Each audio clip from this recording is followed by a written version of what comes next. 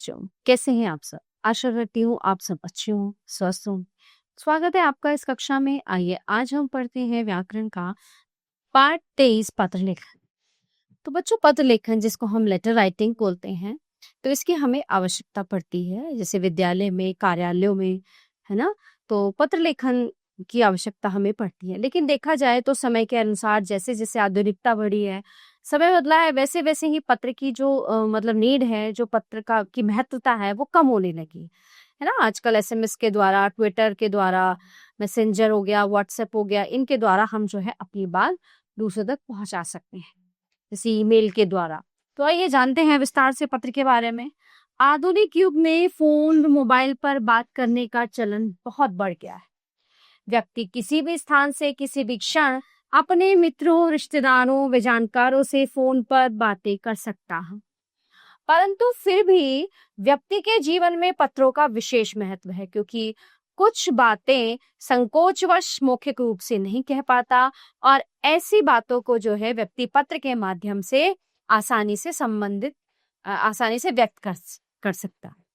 पत्र द्वारा कही गई बातें संबंधित व्यक्ति पर अमिट प्रभाव छोड़ देती हैं।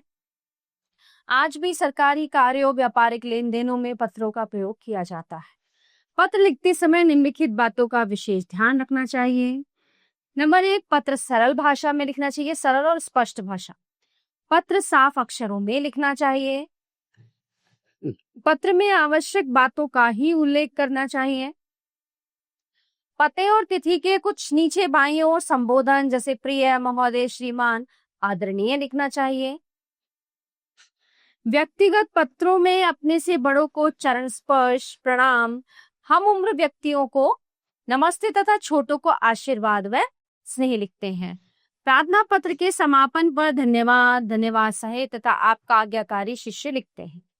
व्यक्तिगत पत्र के समापन पर शेष, फिर अथवा तुम्हारा मित्र, आपका बेटा आदि लिखते हैं।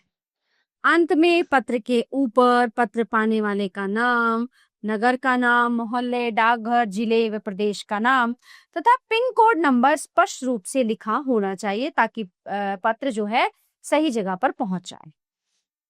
पत्रों के प्रकार। पत्र जो है निम्नलिखित प्रकार के होते हैं: प्रार्थना पत्र, व्यक्तिगत पत्र और व्यावसायिक पत्र। 3 प्रकार के होते हैं। सबसे पहले प्रार्थना पत्र, अवकाश कार्य के लिए अवकाश, ठीक है, आवश्यक कार्य के लिए अवकाश। सेवा में प्रधानाचार्य, बाल मंदिर, पब्लिक स्कूल, कानपुर। महोदया, सैन्य निवेदन यह है कि मैं कल एक आवश्यक कार्य से पिताजी के साथ शहर से बाहर जा रहा हूँ, इसलिए मैं कल विद्यालय में उपस्थित नहीं हो सकूंगी। अतः मुझे जिस भी दिनांक की आप छुट्टी ले रहे हैं, तब तक की आप अवकाश यहाँ पे भर सकते हैं। आपकी अति कृपा होगी, आपकी आज्ञाकारी शिष्य। और आप यहाँ पे अपना नाम लिखेंगे। दंड शुल्क माफ करने हेतु पत्र, ठीक है, ये हो गया व्यवसायिक पत्र, ठीक है, ये है व्यवसायिक पत्र। जैसे वो जो है फीस माफ करने के लिए पत्र होता है। दूसरा नंबर पे आता है व्यक्तिगत पत्र, जिनको हम पर्सनल लेटर बोलते हैं। परीक्षा में प्रथम आने पर माताजी को पत्र जो हम अपने माता पिता, भाई बहन को लिखते हैं, वो व्यक्तिगत पत्र होते हैं। छात्रावास, सीताराम स्कूल, इलाहाबाद, दिनांक डालेंगे। पूजनीय माताजी, सादर चरण स्पर्श, आपके लिए एक शुभ समाचार है, मेरी वार्षिक परीक्षा का परिणाम आ गया है। आपको ये जानकर अत्यधिक प्रसन्नता होगी कि मैं अपने वर्ग में प्रथम आया हूँ।